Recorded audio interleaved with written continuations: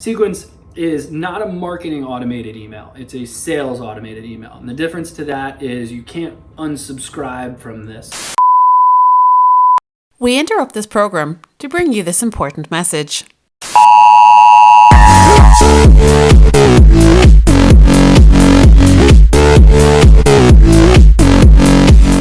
Welcome to Marketing Interruption, a daily podcast powered by BlueTuskr that interrupts your day with marketing news, tips and strategies from an entrepreneur who lives and breathes marketing. Now, let the interruption begin with your host, Andrew Maff.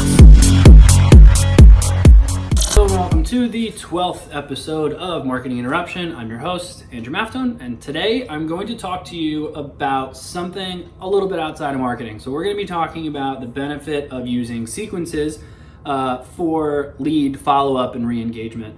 Now, sequences are a term that is used in the marketing automation software we use, which is HubSpot. I think they call it sequences in other CRMs. They makes sense. So just in case they don't, I'm not 100% sure. I've only used a handful of them outside of HubSpot. Sequence is not a marketing automated email. It's a sales automated email. And the difference to that is you can't unsubscribe from this. It's literally a automated message of you sending you personally sending an email to a personal person, to a specific person. So it's basically your first email, waits a couple days, sends another email, waits a few days, sends another email. It's basically automated follow-up for the most part. And the benefit of that is if someone responds to that email, or if someone takes an action and actually creates a meeting with you or something like that, it will just automatically turn itself off and won't send the email to anyone anymore. And it will also, it will actually continue if you get an out of office, which is one of my favorite things because that happens. So I want to talk about, the reason I want to talk about this is because sales and marketing, this is like that weird gray area, right? Where the sales team they'll get all the leads, they'll get all the information. The marketing team feels like, okay, great, my job's done. But if the sales team is sending out garbage follow-up emails that could be written better, the marketing team should really be helping them. And that's kind of where you have that gray area that you want to make sure you're kind of obviously assisting each other if you're not already doing that. So I kind of wanted to talk about how you can re-leverage those. So what we have set up is we have the workflows set up where if someone books a meeting, it immediately sends a task for someone that they now have a meeting, and it's that easy. And then they have a meeting, they talk to someone. Then there's a ton of different sequences we've set up. So you have reminders or follow-ups on, hey, thanks for taking the time to chat with me.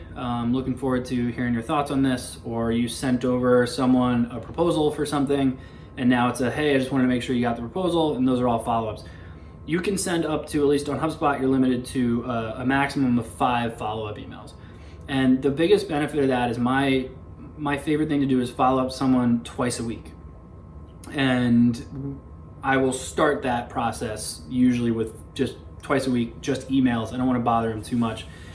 And so twice a week, you can actually set these sequences to just send on every Tuesday and every Thursday, or however you want to do that, to follow up with that person. And then as soon as it's done, it can create a task for you that then you can then go, okay, they didn't answer any of my emails. I've emailed them 5 times. Now let me pick up the phone and start to call them.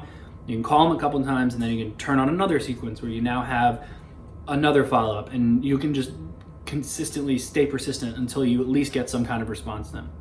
Now, there's also a re-engagement side to it. A lot of companies I've worked with, I find their lowest hanging fruit is the fact that they worked all these leads, and the leads were like, hey, you know what, this isn't a good time. And it wasn't that they weren't unqualified, it was just not great timing.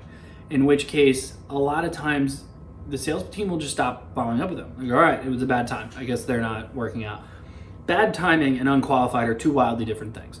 And if you can say, okay, these people are bad timing, you can actually set up an automated workflow in HubSpot that says, as soon as someone goes into bad timing, wait however long in whatever's relevant in your company, but wait 6 months, then create a task for me to try again and follow up. And then you can just create a sequence that immediately emails them 5 times that basically just says, hey, I know we spoke a while ago. I know it wasn't great timing. I just wanted to kind of get back to the top of your inbox and see how things are going. If it's still bad timing, totally understand, don't want to bother you, something like that. Hey, just following up, that kind of thing. These are great ways to leverage the workflow in HubSpot that then gives you the ability to do the sequence and personally follow up with someone instead of just sending them a bunch of really random automated emails of here's a piece of content, here's a piece of content. The inbound marketing side of things, I don't want to say it's done, but it can be slowed down once they become a contact. Once they become a contact, now your sales team's emails need to kind of come into more of a play. You have to write those emails much more calm. Providing content, providing value is obviously fantastic, but I find a lot of these emails are, hey, I was just thinking about you. Here's a video that we just made that I think would be great for you. A lot of times, that could definitely work, but you need to reword that email to be a lot more personal. It needs to be more along the lines of, hey, we just created this video and I remember our conversation about X and I feel like it might help you. I hope all is well. Tell the wife and kids I said hi, or something like that, but significantly more personal. And the nice thing about the sequences is that you can template out what it is you want to say in all 5 of these emails, but then you can go in and just add your personalization to it so that you can obviously then send this email out and have it be much more personalized. So if you have a CRM that you're leveraging, I really hope they have this functionality. It's one of my favorite things in HubSpot because, like I mentioned earlier, I love marketing automation. So I highly suggest finding ways to trigger reminders to trigger a sequence, because you can't, at least in HubSpot, you can't automate triggering a sequence, but you can automate a reminder for you to go trigger a sequence. And if you have LastPass or 1Password or whatever it is you guys use, you can definitely share it with a VA and just be like, hey, when I get this task, go trigger that sequence. And then you never touched anything, and there, you've automated it and you outsourced the simplest part of it.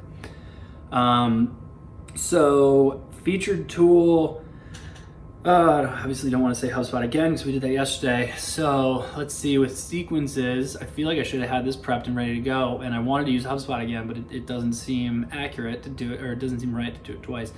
So I guess with sequences, I'm gonna give some credit to Grammarly. Let's use Grammarly.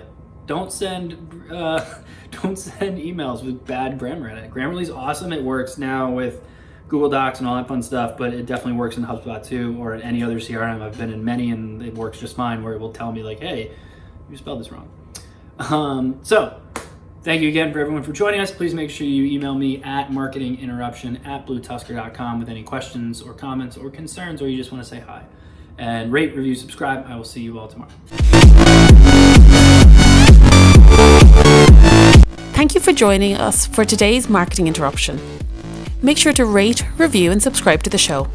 And don't forget to email marketinginterruption@BlueTuskr.com with any marketing questions you'd like to have answered on the show.